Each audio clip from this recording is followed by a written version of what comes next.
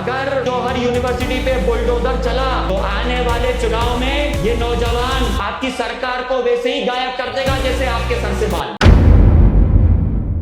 Bharatiya Janata party और प्रधानमंत्री नरेंद्र मोदी को अब तक ये लग रहा था कि सीजेपी का प्रदर्शन खत्म करवाकर उनकी मांगे पूरी करने के बाद से देश में माहौल जो है अब वो शांत हो जाएगा और वो अपनी एक बड़ी चाल चलने में कामयाब हो जाएंगे। लेकिन ये जेंजी का माहौल है और ये जेंजी का वक्त है। जेंजी इतनी जल्दी हार नहीं मानने वाले हैं। हर उस मुद्दे को ये चुन चुन कर सामने लाएंगे। अब ये माहौल जो है जेंजी का यानी कि सीजेपी जैसा जो प्रदर्शन है अब उत्तर प्रदेश के गढ़ में पहुंच गया। और ये बात आज हम इसलिए कह रहे हैं क्योंकि उत्तर प्रदेश का जो रामपुर जिला है, रामपुर में जो जौहर यूनिवर्सिटी है, वहां पर जिस तरह से छात्र और छात्राओं का, युवाओं का जो जमावड़ा देखने को मिल रहा है अपने आप में एक बड़ा विषय बनकर उभर रहा है और बड़ा सवाल खड़ा कर रहा है कि क्या अब उत्तर प्रदेश में भी जिस तरीके से सीजेपी ने जंतर मंतर में प्रदर्शन किया, धर्मेंद्र प्रधान का इस्तीफा लिया, अब क्या योगी का भी इस्तीफा ये जेंजी लेंगे? क्या अब योगी का भी इस्तीफा ये कॉकरोचेस लेंगे? जो युवा वहां पर पहुंच रहे हैं वो अलग अलग तरह की बातें कह रहे हैं,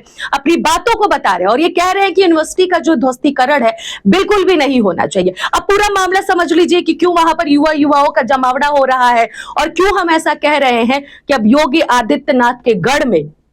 सीजेपी पहुंच चुकी है। दरअसल आपको बताते चले कि जिस तरीके से जौहर यूनिवर्सिटी जो है उत्तर प्रदेश का जो रामपुर जिला है वहां पर जौहर यूनिवर्सिटी है। जौहर यूनिवर्सिटी आपको बताते चले कि सपा के कार्यकाल में बनवाया गया था और इसे किसी और ने नहीं बल्कि यूं कहा जाता है कि मुस्लिमों के बड़े नेता माने जाने वाले आजम खान ने बनवाया था। आजम खान ने इस यूनिवर्सिटी को 2006 में बनवाया। उसके बाद इस यूनिवर्सिटी में तमाम छात्र और छात्राएं पढ़ते थे और इस वक्त उस यूनिवर्सिटी को योगी सरकार की तरफ से आदेश दिया गया है कि उस पर बुलडोजर एक्शन होना चाहिए। 38 से 40 ऐसी इमारतें हैं जिसे अवैध बताया जा रहा है योगी सरकार की तरफ से, उनके कानून की तरफ से कि यहाँ पर अवैध है ये सारी बिल्डिंगें, इसे ध्वस्तीकरण किया जाएगा, इस पर बुलडोजर चलाया जाएगा। लेकिन अब सवाल यहाँ ये खड़ा हो जा रहा है कि क्या हर एक समस्या का समाधान, अगर आपको लगता है कि जौहर यूनिवर्सिटी में 30 से 40 और 38 ऐसी इमारतें हैं जो गैर कानूनी तरीके से बिना नक्शा पास किए वहां पर बनाई गई, तो क्या वहां पर बुलडोजर एक्शन लेना क्या उचित है? क्या उस पर कानूनी प्रक्रिया करके उस समस्या का समाधान करना उचित होगा या फिर उसको जड़ से खत्म करना सही होगा?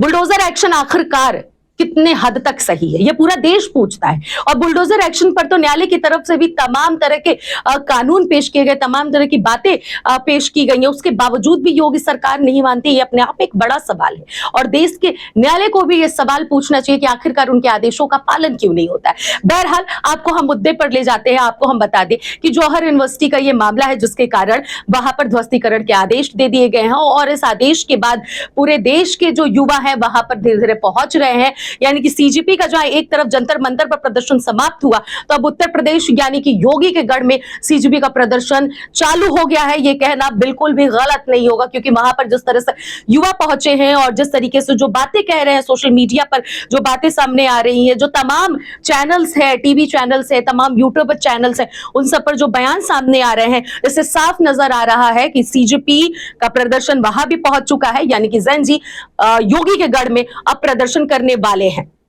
और जल्दी ही जिस तरीके से धर्मेंद्र प्रधान का इस्तीफा हुआ है, सवाल अब ये भी उठने शुरू हो चुके हैं कि क्या योगी का भी इस्तीफा हो जाएगा? क्योंकि आपको बता दें जिस तरीके से वहां पर युवा और युवतियों ने जिस तरह से जो बयान दिया है, कुछ युवाओं ने तो ये भी कहा है कि हिंदू मुस्लिम सिख ईसाई हम सब है भाई भाई, इस यूनिवर्सिटी को नहीं गिराना चाहिए। यहाँ ये विद्या का मंदिर है, यहाँ पर पढ़ने के लिए तमाम छात्र और छात्राएं आते हैं। इस तरह से योगी सरकार को एक्शन नहीं लेना चाहिए। वहीं दूसरी तरफ आपको बताते चले कि एक वीडियो हम ये भी देख रहे हैं जिसमें एक युवक ये कह रहा है कि अगर आजम खान से किसी को पर्सनली दुश्मनी है, पर्सनली रंजिश है, तो वो यहाँ पर ना आए। लेकिन अगर कोई शिक्षा का मंदिर मानता है और अगर कोई मानता है कि ये कार्य गलत हो रहा है इस यूनिवर्सिटी को गिराकर, तो वो व्यक्ति जरूर यहाँ पर आए। अगर नहीं कुछ बोल सकता है तो जरूर शामिल होने के लिए आए। और समाजवादी पार्टी की तरफ से तो पिछले कई दिनों से इस मुद्दे को लेकर तमाम वार भारतीय जनता पार्टी पर समाजवादी पार्टी की तरफ से किया जा रहा है। अखिलेश यादव के बयान के बारे में भी आपको बता दें। इस मामले को लेकर अखिलेश यादव ने साफ तौर पर कहा है कि जिस तरीके से भारतीय जनता पार्टी जो है वो अपने आगे किसी को कुछ नहीं समझती और लगातार एक के बाद एक गलत कार्य वो कर रही है, लगभग इस तरह का बयान अखिलेश यादव ने दिया। इसके साथ ही साथ अखिलेश यादव ने यह भी कहा है कि अगर किसी भी तरीके से कानूनी प्रक्रिया में अगर आपको लगता है कि जौहर यूनिवर्सिटी की तमाम जो ऐसी इमारतें हैं जो गलत हैं, गैर कानूनी तरीके से बनाई गई हैं, बिना नक्शा पास के बनाई गई हैं, तो कानूनी प्रक्रिया को पूरी कीजिए और ध्वस्तीकरण के अलावा और भी समस्या का समाधान का रास्ता निकालिए, क्योंकि शिक्षा का वो मंदिर है और यहाँ पर तमाम छात्र और छात्रा शिक्षा ग्रहण करते हैं। कुछ ऐसे भी बयान आए हैं जिसमें ज्यादातर छात्राएं हैं, जो लड़कियां हैं, वो ये बयान दे रही हैं और बीबीसी की ही ये रिपोर्ट है, बीबीसी की रिपोर्टर वहां पहुंचती हैं, सवाल जब करती हैं तो तमाम ऐसी लड़कियां हैं जो ये बात कहते हुए नजर आ रही हैं कि हमारे घर में पैसे नहीं थे, हमारा सेमेस्टर खत्म होने वाला था, हमारा ये यूनिवर्सिटी जो है हमें फ्री में पढ़ाया, मेरा तब जाकर सेमेस्टर क्लियर हुआ, मेरे पापा के पास पैसे नहीं थे। बहुत सारी ऐसी लड़कियां जो ये बात कह रही हैं कि अगर ध्वस्तीकरण हुआ तो फिर इसका अंजाम योगी आदित्यनाथ की सरकार को भुगतना पड़ेगा और खुलेआम वो योगी सरकार को चैलेंज करते हुए नजर आ रही है।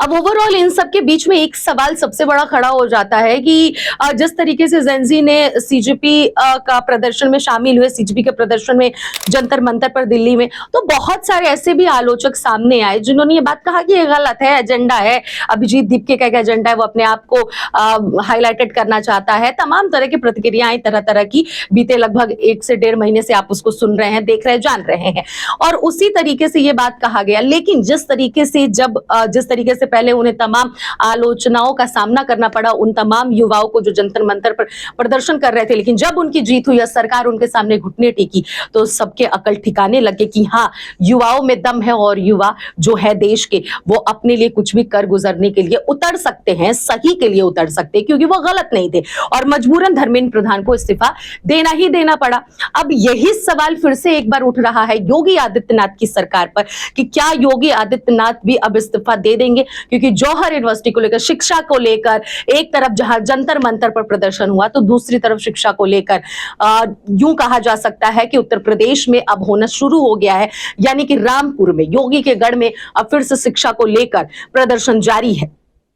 आपको यह भी बताते चले कि एक और सोशल मीडिया पर वीडियो वायरल हो रहा है जिसमें एक युवक है जो ये बात कहता हुआ नजर आ रहा है कि कई हजार ऐसे स्कूल, विद्यालय और कई ऐसे कॉलेजेस है जिस पर बुलडोजर एक्शन योगी की सरकार में हुआ। वो युवक ये कहते हुए नजर आ रहा है कि सबसे पहला राज्य मध्य प्रदेश है जहां पर सबसे ज्यादा शिक्षा पर प्रहार हुआ है, दूसरा राज्य है उत्तर प्रदेश, और वो साफ साफ योगी को वार्निंग देता हुआ नजर आ रहा है, योगी सरकार को, योगी आदित्यनाथ को, कि अगर आप ऐसा गलत किए तो फिर इसका अंजाम आपको भुगतना पड़ेगा। अब सबसे बड़ी बात यह है कि शिक्षा पर लगातार जो प्रहार हो रहे हैं, शिक्षा अब मंदिर कहा जाता है, कोई भी विद्यालय हो, कोई भी स्कूल हो, कोई भी कॉलेज हो, कोई भी यूनिवर्सिटी हो, उसे शिक्षा का मंदिर कहा जाता है। वहां पर हिंदू भी जाता है, मुस्लिम भी जाता है, सिख भी जाता है, हर धर्म के लोग जाते हैं। और हिंदुस्तान जो अपना है, ये तमाम रंगों का देश है, ये गुलदस्ता है जहां पर हर रंग, हर रूप आपको देखने को मिलेंगे। फिर उस हिंदुस्तान में आखिरकार इस तरीके से दो नजरिए से क्यों कानून बनाने की कोशिश की जा रही है, दो नजरिए से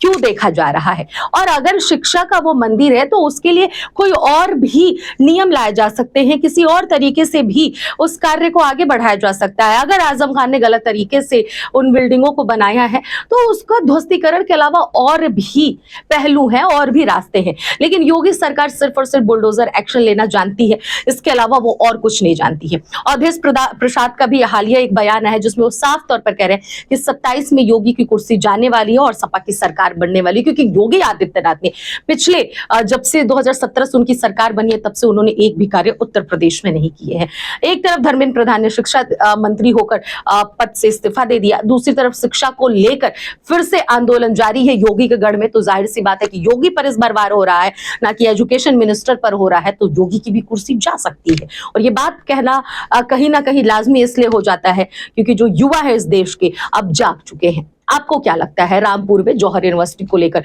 जो बवाल मचा हुआ और तमाम जो युवा युवतियों की जो प्रतिक्रियाएं आ रही हैं, क्या वो गलत है या सही है? आप इस पूरे मामले को किस नजर से देखते हैं, कमेंट बॉक्स में जरूर बताइएगा। और आपको अगर ये खबर अच्छी लगी हो या बुरी लगी हो पैच, और आपको ये खबर कैसी लगी, इसमें और क्या कुछ होने चाहिए, कमेंट बॉक्स में जरूर बताइएगा।